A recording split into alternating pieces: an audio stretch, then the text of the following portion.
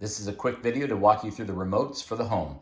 You're going to find most of the remotes, they're in this drawer to the left of the stove, right inside here. We'll start with this black one. This is the fireplace remote. Please don't lose this remote. It's so easy to lose. It's so small, but there will be a charge for any lost remote.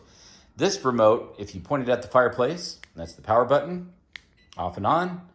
There's a function to change the color of the lights. As you'll notice, they're changing. This will change the brightness of the bulb. And we'll turn both back on. And this would be a timer feature if you'd like to just leave it on for a certain amount of time. You can click that and it'll automatically turn off. That's the remote control for the fireplace. This remote is a remote that will change the color of the under cabinet lights. The under cabinet lights turn off and on here with this switch. And you'll see them, they're back on. And this remote will change the color of those lights. All you gotta do is take the front of this remote, which is where the on and off button are, and you point it towards the top of the fridge. Let's try blue. It'll change the color of the lights, obviously. Red. Turquoise blue.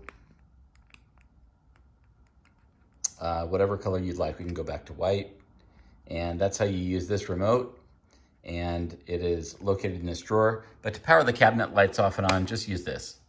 Off, on. That's your daily switch. You'll only use this remote if you ever wanted to change a color. You don't need it. Don't use this for the off and on for the lights. Use the switch on the wall. The other remotes here, this is the air conditioning and heating remote. If you power this on, it'll power this unit or this identical unit in the bedroom. Push the button. If you hit the mode button, you'll see that it goes from cool at the top here. You'll see this scrolls across. That's dry if it's really moist, but we always have dry weather here. Heat, fan only, or auto. It'll choose heat or cold. So for example, it's set at 74, great temperature, and you'll see it's on and it is cycling the air, and that little vent will usually begin moving up and down. When you power it off, you'll notice that one way you know it goes off is when the vent begins to close like that. I'll turn it back on. Let's say you have this on and it's nighttime in the bedroom and you don't want that white LED light on. There's a little button on here that says LED. You can press that and that little light will go off at night. You'll know the fan's on because the vent's open. To power this off, and please do when you leave, push this button and you'll see it powers down and shuts down. And check the identical one in the bedroom. You see it turned this one on too. It reached in here, so make sure that one powers off as well. This is the remote for the air conditioning and heating. Finally, we have a remote for the TV, and it operates like any smart TV. It has several options on here. If you have Amazon Prime, you could load that, or Hulu, you could load that, Disney Plus, Apple TV, HBO, you could load your own.